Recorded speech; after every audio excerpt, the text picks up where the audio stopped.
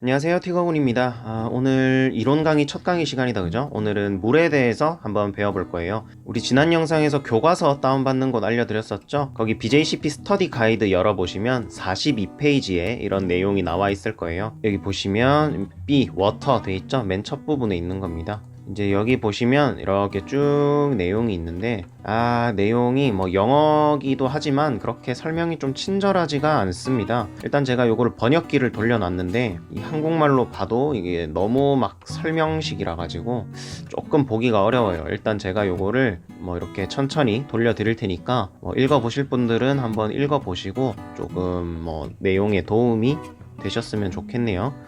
한번 읽어보시는데 아무래도 영어를 할 줄 아시는 분이면 영문판으로 보시는 게 좀 더 도움이 되실 거예요. 아무래도 뭐 번역기가 얼마나 뭐 번역을 잘 했겠습니까?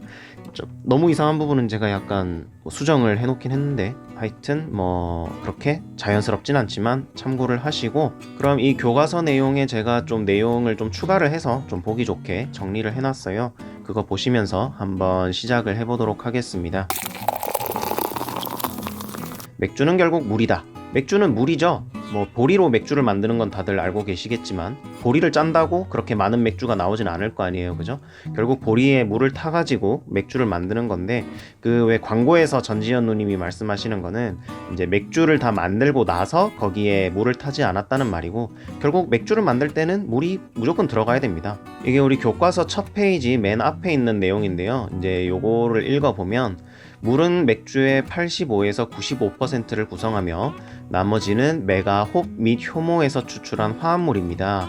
그러니까 거의 다 물이라는 뜻이에요. 뭐 보리나 홉이나 효모에서 오는 거는 굉장히 미량이고 대부분은 물이라는 뜻입니다. 일반적으로 수돗물을 마실 수 있는 경우 양조에 사용될 수 있지만 일부 역사적인 맥주 스타일에 사용되는 물을 모방하기 위해 일부 미네랄 조정이 필요할 수 있습니다. 우리나라는 수돗물을 마실 수 있는 나라죠. 뭐 염소 냄새가 나니까 그렇게 뭐 바로 먹는 분들은 많이 안 계시지만 그래도 우리나라는 수돗물을 마실 수 있는 나라에 속합니다. 이제 여기서 말하는 역사적인 맥주라는 거는 바이젠 하면 떠오르는 나라라거나 뭐 포터 하면 떠오르는 나라, 그 나라에서도 특정 지역이 있죠. 뭐 런던이라거나 뭐 버튼온 트렌트 지역이라거나 뭐 그런 역사적인 맥주 스타일에 사용되는 물을 모방하기 위해서 미네랄을 추가로 첨가할 수 있다라는 내용입니다. 때마침 여기 나오네요. 대부분의 수돗물은 염소로 처리되어 있기 때문에 박테리아, 그러니까 효모가 성장을 하기가 어렵다. 그래서 고품질의 맥주를 생산하기 위해서는 이거를 제거해야 됩니다. 요거 제거해야 된다고만 나와 있고 어떻게 제거하는지는 안 나와 있는데, 가장 쉬운 방법은 그냥 물을 받아놓고 가만히 내버려 두는 거예요. 가만히 그냥 내버려 두면은 염소가 다 증발을 합니다. 대신 이게 시간이 오래 걸리죠. 조금 시간을 단축시켜 주려면 막 저어주면 되는데 이것도 뭐 할 일이 아니죠. 그나마 좀 나은 방법은 이제 끓여주는 방법인데, 끓이면은 이제 증발량을 좀 계산하기가 어렵고 끓인 다음에 다시 당화를 할 수 있는 온도로 식혀야 되기 때문에 그것도 좀 귀찮죠. 이제 가장 쉬운 방법은 캔뎀탭이라고 해서 이런 알약 같은 걸 팔아요.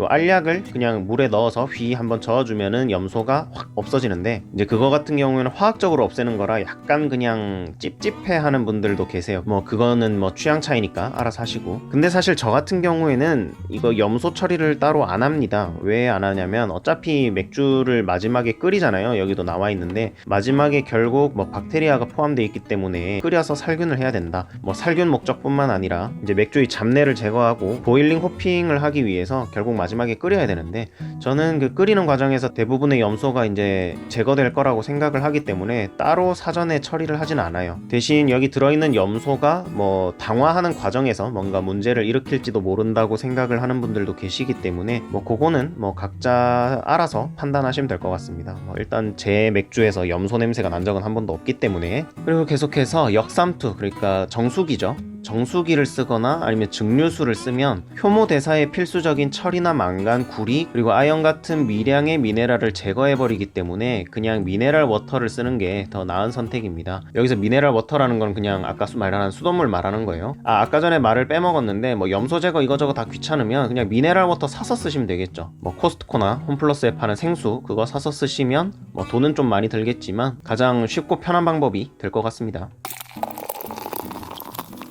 경수와 연수, 뭐 이거는 많이 들어보셨죠? 우리 학교 다닐 때 다 배웠잖아요. 경수, 샘물, 그다음에 하드워터가 같은 말입니다. 경수 같은 경우에는 칼슘, 마그네슘, 철분, 망간 등 미네랄이 풍부해요. 근데 이 미네랄의 종류에 따라서 독특한 냄새나 맛이 날 수 있습니다. 우리 뭐 약수 같은 거 들어가면은 약간 철분 많이 들어가지고 쇠 냄새, 피 냄새 같은 거 좀 나잖아요. 뭐 대표적인 경수라고 할 수 있죠. 경수라고 해서 다 그런 건 아니고 여기 말했다시피 미네랄의 종류에 따라, 많이 포함되어 있는 미네랄의 종류에 따라 이런 냄새가 날 수 있다라는 뜻입니다. 그다음에 비누 거품이 잘 일어나지 않아요. 이거는 이제 유럽 여행 가보신 분들은 좀 공감을 하실 텐데, 뭔가 머리를 감아도 머리가 뻑뻑하고 거품이 잘 안 나고 비누가 잘 안 풀어지죠. 그다음에 수도관에 스케일을 만듭니다. 이게 무슨 말이냐면 그 커피 용품 같은 거 유럽에서 직구해 보시면 꼭 스케일 제거제라는 걸 같이 팔아요. 그런 거 보셨을 수 있는데, 이런 미네랄들이 뭐 파이프에 이렇게 막 뭐를 만들어요. 하얗게 우리 이에 치 섞이는 것처럼 그런 거를 만드는 단점이 있습니다. 그 다음에 연수는 단물, 소프트워터랑 같은 말인데요. 경수에 비해서 각종 미네랄이 적어요. 뭐 거의 없는 수준이고, 우리나라 수돗물이 연수에 해당되죠. 뭐 일본도 마찬가지고. 이 연수 같은 경우에는 비누가 아주 잘 풀어집니다. 뭐 거품도 잘 나고요. 그 다음에 물맛이 비교적 깨끗해요. 아까 말씀드렸던 뭐 약수에서 나는 그런 뭔가 이상한 맛, 그런 게 전혀 없이 그냥 깨끗하죠.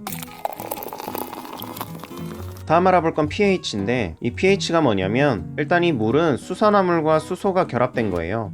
이 중에서 수소의 이온 농도를 표시한 게 이 pH입니다. 이 물에 수산화물과 수소가 똑같은 양이 포함되어 있으면 중성 7.0 pH로 표기를 합니다. 이 7.0보다 숫자가 낮으면 산성이고 높을수록 염기성, 이제 알칼리성이라고도 하죠. 우리가 쓰는 일반적인 수돗물은 6.8에서 7.8 pH예요. 이거는 뭐 나라나 지역이나 아니면 뭐 계절에 따라서도 조금 편차가 있기 때문에 일단 중성에서 왔다 갔다 한다는 뜻이고, 여기에 우리는 맥주를 만들 거니까 곡물이나 미네랄 뭐 아니면 추가적인 산을 첨가하면은 이게 떨어집니다. 그냥 곡물만 넣어도 요 근방으로 떨어지게 되어 있는데요. 근데 너무 밝은색 몰트만 사용하면은 요까지 떨어지지가 않아요. 그래서 그 맞추는 방법은 나중에 따로 설명을 드릴 거고, 메쉬 pH는 5.2에서 5.5 pH를 맞춰주는 게 좋은데 가장 좋은 건 5.4 pH라고 알려져 있습니다.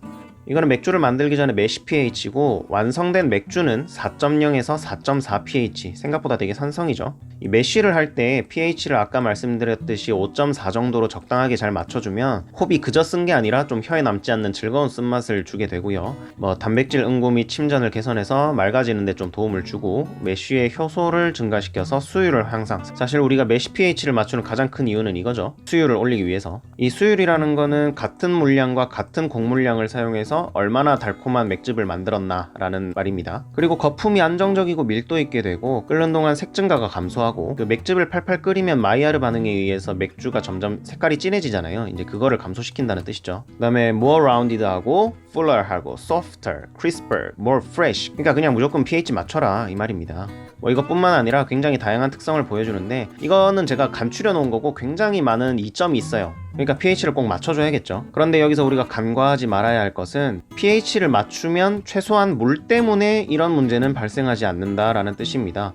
뭐 드라이호핑을 많이 해서 이런 문제가 생길 수도 있고, 뭐 라우터링을 열심히 안 해서 안 맑아질 수도 있고, 뭐 곡물이 안 좋아가지고 수율이 안 좋을 수도 있고, 뭐 기름진 재료 때문에 거품이 안정적이지 않을 수도 있고, 하여튼 다른 이유에 의해선 당연히 이런 문제가 발생할 수 있고요. pH를 맞추면 적어도 물 때문에 이런 문제는 안 생긴다 라는 뜻입니다. 그럼 이렇게 적정 메쉬 pH를 맞추려면 어떻게 해야 될까? 이제 가장 쉬운 방법은 짙은 색의 곡물을 넣으면 됩니다. 이 몰트의 색깔이 진할수록 좀 더 pH를 낮추게 되는데요. 그런데 이거는 좀 맹점이 밝은색 맥주를 만들 수가 없겠죠. 뭐 그래서 나오는 제품 중에 acidulated malt 같은 게 있는데, 뭐 그런 걸 쓰는 방법도 있기는 합니다. 그리고 이제 스타우트 같은 경우에는 짙은색 몰트를 너무 많이 쓰다 보니까 pH가 너무 떨어지는 경우도 있어요. 그거는 뒤에 설명드리고, 그 다음에 산을 첨가하는 방법이 있습니다. 락틱 애시드, 젖산이죠. 포스포릭 애시드는 인산인데 보통 인산보다는 젖산을 더 많이 쓰죠. 아까 acidulated malt도 결국 밝은 몰트에다가 이 젖산을 뿌려놓은 제품이라고 하더라고요. 그 다음에 이런 미네랄을 넣는 방법입니다.